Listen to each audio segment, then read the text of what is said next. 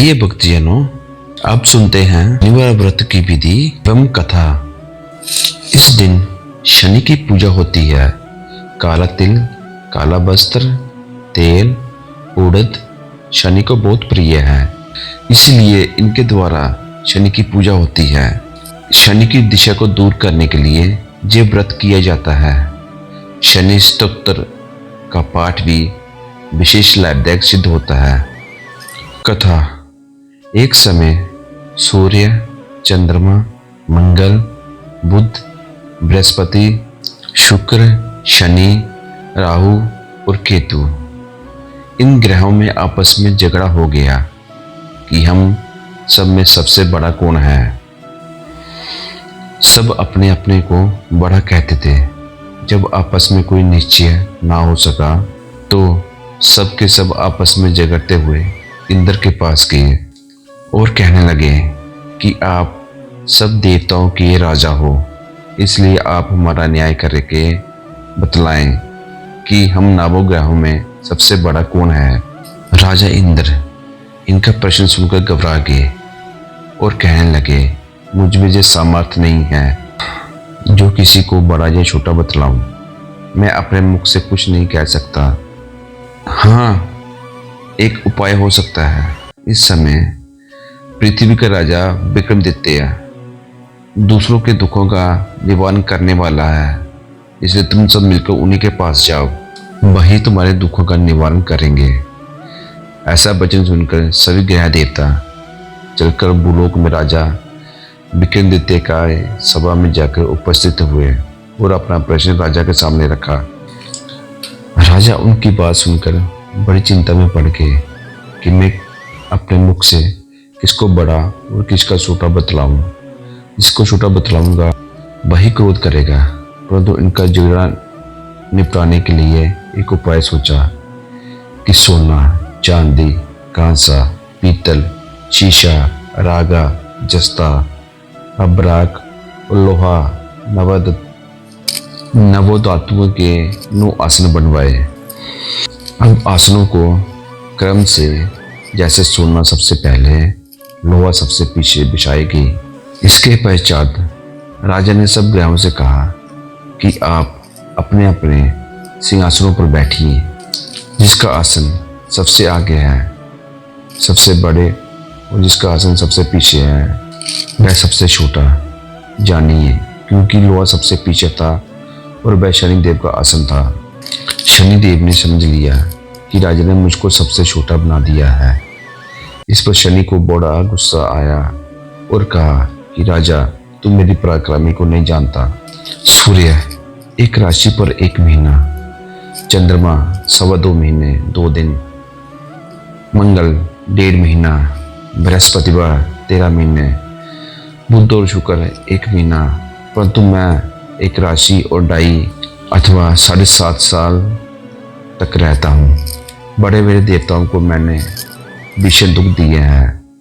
राजन सुनो, राम जी को 7.5 आई वनवास हो गए और रावण पर आई तो राम ने लक्ष्मण की सेना लेकर लंका पर चढ़ाई कर दी, रावण के कुल का नाश कर दिया। हे राजा, अब तुम सावधान रहना। राजा कहने लगा, जो कुछ भाग्य में होगा देखा जाएगा।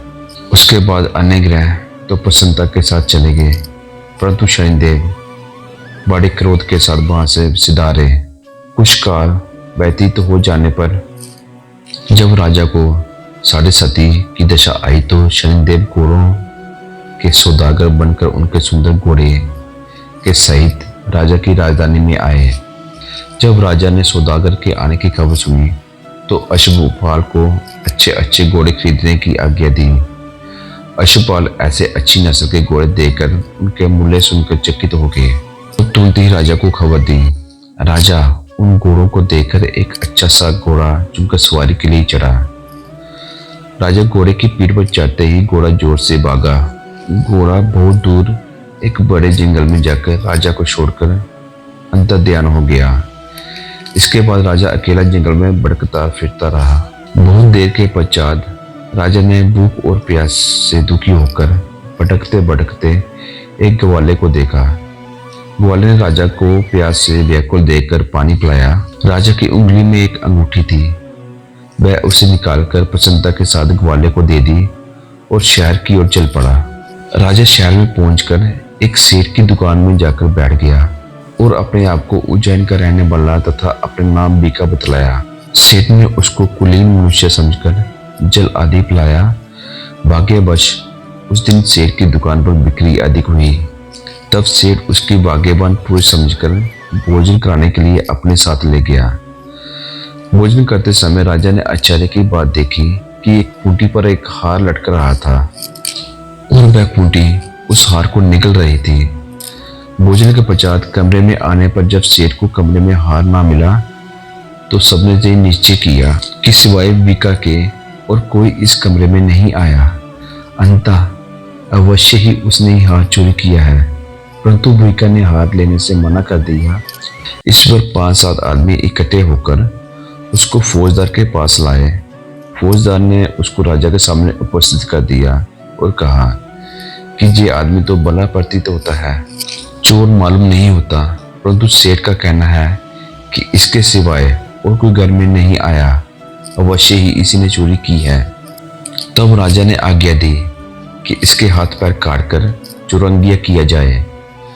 राजा की आज्ञा के तुरंत पालन किया गया और बीका के हाथ पैर काट दिए गए। इस प्रकार कुछ काल व्यतीत होने पर एक तेली उसको अपने घर ले आया और कोल्हू पर उसको बिठा दिया। बीका उस पर बैठा हुआ जुबान से बैल को हाँकता रहा। शनि की दशा समाप्त हो गई और एक रात को वर्षा ऋतु के समय वह मल्हार राग गाने लगा। उसका गाना सुनकर उस शहर की राजा की कन्या उस राग पर मोहित हो गई और दासी को खबर लाने को भेजा कि शहर में कौन गा रहा है। दासी सारे शहर में फिरती फिरती क्या देखती है कि तेली के घर में चुरंगिया राग गा रहा है।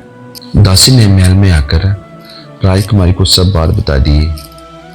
बस उसी क्षण राजकुमारी ने अपने मन में ये प्रण किया कि चाहे कुछ भी हो, मैंने इस चुरंगिया के साथ विवाह करना है। प्रातःकाल होते ही जब दासी ने राजकुमारी को जगाना चाहा तो राजकुमारी अनशन व्रत लेकर पड़ी रही। तब दासी ने रानी के पास जाकर राजकुमारी के न उठने का व्रतंत कहा।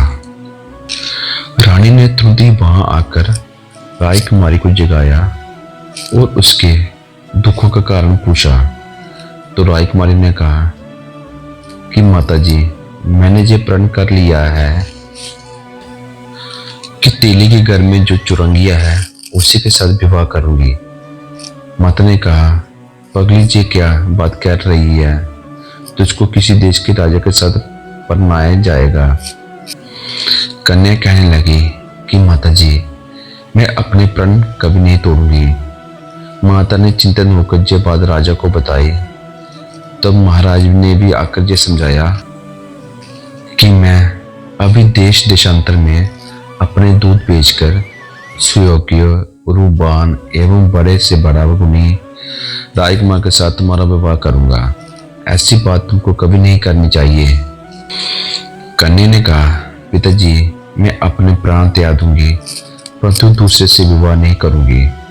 इतना सुनकर राजा ने क्रोध में कहा, यदि तेरे भाग्य में ऐसा ही लिखा है तो जैसे तेरी इच्छा है वैसे ही कर। राजा ने तेली को बुलाकर कहा कि तेरे घर में जो चुरंगिया है उसके साथ मैं अपनी कन्या का विवाह करना चाहता हूँ।